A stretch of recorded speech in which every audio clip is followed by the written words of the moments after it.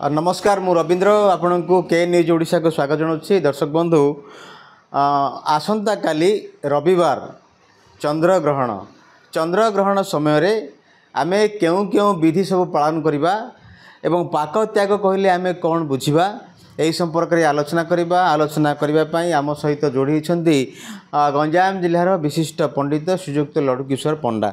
आपण को के न्यूज ओडिशा को स्वागत जनइबी। कौन कहे चंद्र ग्रहण अनेक लोग कहते यही चंद्र ग्रहणटी बहुत अशुभ रही। चंद्र ग्रहण समय विशेषकर खाइबा उपरे अनेक नियम सब रही। पाक त्याग कहले कौन आमे बुझा। सुस्वागतम। जय जगन्नाथ। समस्त दर्शक वृंद को मु शुभेच्छा जनाऊँगी। वर्तमान सेप्टेम्बर 7 तारीख 2025 मसीहा भाद्रव शुक्ल पूर्णमी रविवार यही चंद्रग्रहण पड़ुची। यही चंद्रग्रहण आपण मैंने समस्ते जानी आमर पौराणिक मतरे शास्त्र मतरे राहुंकर आमर नवग्रह भितर राहुंकर छाया चंद्र उपर जो आसे से चंद्रग्रहण हुए। सूर्य उपर जो केतु ग्रह आसती सूर्य पराग हुए। किंतु यही जो चंद्रग्रहण होची आमर साइंस मतरे पृथ्वीर छाया चंद्र उपर पड़े चंद्रग्रहण होची आमर साइंस माने साइंटिस्ट माने कहिसेंती। यही चंद्रग्रहण विशेष गुरुत्व आर प्राधान्य रही आउ परीक्षामूलक प्रतिफल होची। यही चंद्रग्रहण चारि प्रकार थाए। गोटे आंशिक, गोटे उपछाया, गोटे संपूर्ण। वर्तमान जहाँ पड़ुची 30 वर्ष पूर्व ये चंद्रग्रहण थिला। संपूर्ण चंद्रग्रहण होची। एपरिकी चंद्र को ग्रास कला परे आकाश ग्रास मध्य होची। हेले आमर प्रत्येक पांजिकार माने निर्णय कर लिखिचंदी यही चंद्रग्रहण रात्र 11:57 ठारू आरंभ होची। ये घंटा अधे पर्यंत रहिबो। 11:57 पर आरंभ होई घंटे पर्यंत रहिबो। ए भितरे मध्याह्न कालटा चंद्रग्रहण आरंभ 11 घंटे मिनट रे आरंभ आउ 11:42 रे मुख्य रात्रि 11:42 रे आकाश ग्रास हुए। आउ 12:23 रे चंद्रमंडल ज्योत्स्ना दृश्य होबो। राति 1:27 को ग्रहण छाड़िबो। किंतु चंद्रग्रहण तात्पर्य ये जे जिमिति आमर विषाक्त छाया आसे आ उपद्रवर छाया आसे से भितर ये जो चंद्रग्रहण राहुग्रास बोली पौराणिक मत अच्छी पृथ्वी छाया बोली निर्णय होइछि। किंतु ये छाया विशेष गुरुत्व खराब गति की समस्त छाड़े। तेणुक जिते चंद्रग्रहण संपूर्ण ग्रास हो जाउछि बा अधा ग्रास थिले मध्य एटा संपूर्ण जीवजंतु उपरकू लोक उपरकू प्रभाव पड़े। आर मध्य प्रमाण समस्ते अनुभव करचंदी। तेणुक ये चंद्रग्रहणटी कुंभ राशि रे लागुची। कर्कट राशि की अष्टम चंद्र होची। तेणु कुंभ राशि आ कर्कट राशि दिजन को विशेष प्रभाव पड़ो। आ साधारणतः गर्भवती झील पिलाने चंद्रग्रहण देखा निषेध। आ चंद्रग्रहण विशेष भाव में सबरे पाक त्याग निषेध बोली कहते। हेले पाक त्यागर कारण कौन ना ये जो विषाक्त छाया आसो कौन सी खाद्य जीर्ण शक्ति हेनी। आउ मनर विरक्तता आसो आज जीर्ण होवार शक्ति आसो ना। तेणुक ग्रहण थिबा ग्रहणर पूर्व 12 घंटा पूर्वर अर्थात ये घंटे छाड़ुची घंटे समय रात्र घंटे समय। तेणुक दिन घंटे पर्यंत आधार खाइबे संपूर्ण भाव में देवनीति चलो। आउ जे जहाँ अन्न प्रसाद आदि खाई पारंती। किंतु घंटे पर 11:57 रु निर्णय कराई 11:57 पर आउ किए हेले 12:57 पर किए हेले किछि खाइबे नाही जदि चाहिए ये जो पाक त्याग जो कहला पाक त्याग जो कहुई एवं पाक त्याग कहले आम कौन बुझा केवल अन्न खाइबानी ना अन्य किछि खाइबा पाक त्याग कहले आम कौन बुझा हांडी छाड़िया माने कौन बुझा सबु पांजिरे सबु शास्त्रकार मैंने लिखिं पाक त्यागर अर्थ हूँ जो ग्रहण लगे आरंभ जो समय ग्रहण शेष हुए ताठू 12 घंटा पूर्व पाक त्याग करती पाक त्यागर अर्थ हूँ कौन गुरुत्व आंटुआ जिनिष बा अजीर्णकार जिनिष कड़ा जिनिष खाଇବା निषेध रोषे भात खाइबा नहीं डाली खाइबा नहीं ना रंधा कौन रंधा जिनिष खाया हेनी जदि खाइबे तापाई ग्रहण समय तो किसी पेटे रहा हेनी ग्रहण 3 घंटा पूर्वर अर्थात राति 9 घंटा 8 घंटा अधे 9 घंटा पर्यंत समस्ते साधारण फल आउ साधारण हालुका जिनिष रंधा न हो अपक्व जिनिष ये सब साधारण भाव में खाईपारती आदि ग्रहण समय खाद्य थाए संपूर्ण भाव में ग्रह देह खराब हुए आउ ग्रहण देखिले जो राशि लगुच से भी देखिले संपूर्ण भाव में आखिरे नष्ट हुए आ कुंभ राशि कर्कट राशि विशेष भाव में चंद्रग्रहण दोषावह रहे तापर वृष राशि मिथुन राशि सिंह राशि और मीन राशि के मध्य प्राय 50% दोष रहे यही व्यक्ति माने ग्रहण को देखा निषेध आउ संपूर्ण खाइबा निषेध आज्ञा जो जिते आप ग्रहण स्पर्श कर खाली पेट तो रातिर जो आप केते घंटा पूर्वर से माने बिल्कुल खाइबेनी केमती किसी नियम रही कि जे किसी जो जो लोक मैंने अच्छा खाइबेनी पेट पूरा खाली करेंगे आउ कौन कौन सब नियम सब पालन करेंगे हाँ आम शास्त्र समय शास्त्रकार माने साधक गणे मुनि ऋषि मैंने प्रतिग्रहण विषय निर्णय करी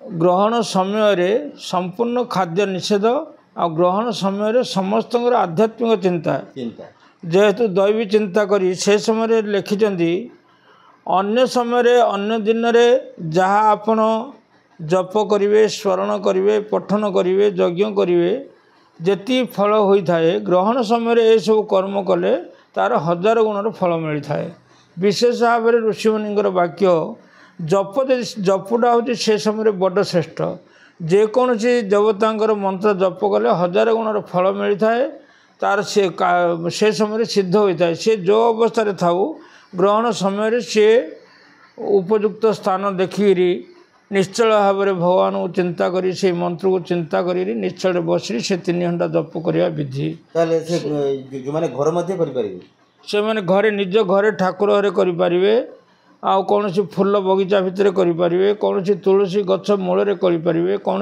मंदिर भितर भी करि परिबे आउ कौन गछ मूल पर्वत शिखर मध्य गुड़ाक करि परिबे विशेष फल रात्रि अनुष्ठित होउची तो रात्रि लोक माने निजर घर देखिक ठाकुर घर तो खोलवानी बोली कौन अच्छी निषेध अच्छी नाई संपूर्ण भाव में चंद्रग्रहण समय संपूर्ण भाव में मंदिर खोला जेहेतु दिवा घंटे भितर 12:57 भितर महाप्रभुर भोग नीति नियम सब हो मंदिर खोला ठाकुर दर्शन करी समस्त हरिनाम कीर्तन करेंगे पुराण शास्त्र पढ़े आउ जप स्मरण करेंगे तेणुक मंदिर खोला रहा नितांत आवश्यक जेहेतु ठाकुर दर्शन से दोष कि आ कौन असुविधार कारण कि तेणुक समस्ते जप स्मरण हरिनाम कीर्तन आ भजन ये सब कर विधि रही आउ ग्रहण समय समस्ते जिते ग्रहणर शेष भाग अधघंटाटी थाए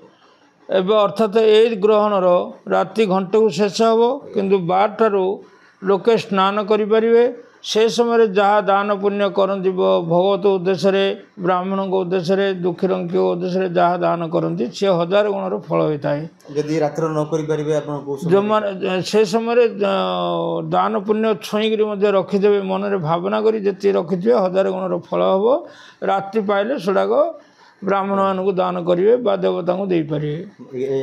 ଦେବଙ୍କ ଦର୍ଶନ ମଧ୍ୟ କରି ମନ୍ଦିର ଦର୍ଶନ ସମ୍ପୂର୍ଣ୍ଣ କରିପାରିବେ। ଆଉ ଏ ଚନ୍ଦ୍ରଗ୍ରହଣରେ ଦେବନୀତି ପ୍ରତି ବହୁତ ଗୁରୁତ୍ୱ ରହିଛି। ଯେହେତୁ ଆସନ୍ତାକାଲି ରବିବାର 7 ତାରିଖ ଦିନ ଘଣ୍ଟେ ପର୍ଯ୍ୟନ୍ତ ଠାକୁରଙ୍କର ସମ୍ପୂର୍ଣ୍ଣ ନୀତି ହୋଇ ରାଜଭୋଗ ହୋଇ ଦିନଭୋଗ ରାଜଭୋଗ ହୋଇ ସମାପନ କରିବେ। ତାପରେ ସମସ୍ତେ ଅନ୍ନପ୍ରସାଦ ସାରିବେ। ତାପରେ ସମସ୍ତେ ଭଜନ କୀର୍ତ୍ତନରେ ରହି ଆଉ ଯେଉଁମାନେ ରହିପାରିବେନି ସେମାନେ କିଞ୍ଚିତ ପାତଲା ଫଳ ବା ଅପୋକ ଜିନିଷ ଜଳଖିଆ କରିକିରି ରହିପାରିବେ।